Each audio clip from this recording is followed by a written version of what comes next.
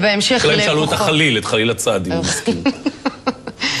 ובהמשך לכוחו של קליפ ויראלי, יש בר תל אביבי המעוז. אפרופו ויראלי, מעניין כמה מחלות אפשר לקבל בצורה הזאת, כן.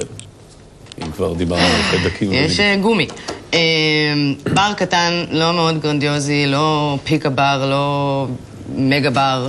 בר שכונתי, חמוד. שותים, דרינקים. שגם הוציאו קליפ פרסומת לבר שלהם, אני לא זוכרת. איפה זה, בר אצלנו? בר בתל אביב. לא זוכרת שראיתי פרסומת לבר ישראלי. אוקיי. אז הנה, וזה רץ בטירוף.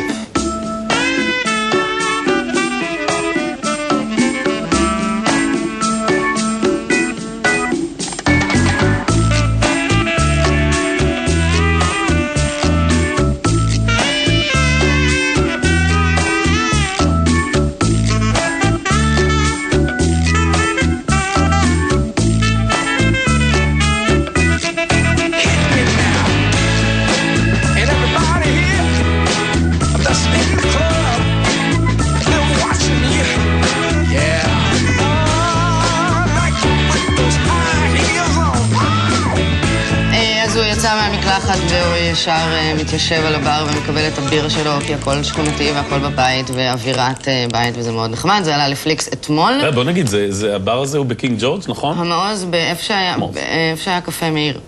המעוז ליד מצודת זאב. כן. ואני יודע מה את הולכת להגיד עכשיו. מה? מבר לבר. מבר לבר. אבל רציתי להגיד שהוא עושה 15,000 קליקים ב-24 שעות. זה יפה. זה רציני לבר קטן בתל אביב, אם כל אחד יבוא פעם אחת כבר, הרוויחו יפה. ומבר לבר... זה הבר, יש שם את האזורים הדירתיים, נראה כמו דירה. יש שם כזה אווירת דירה. דירתית.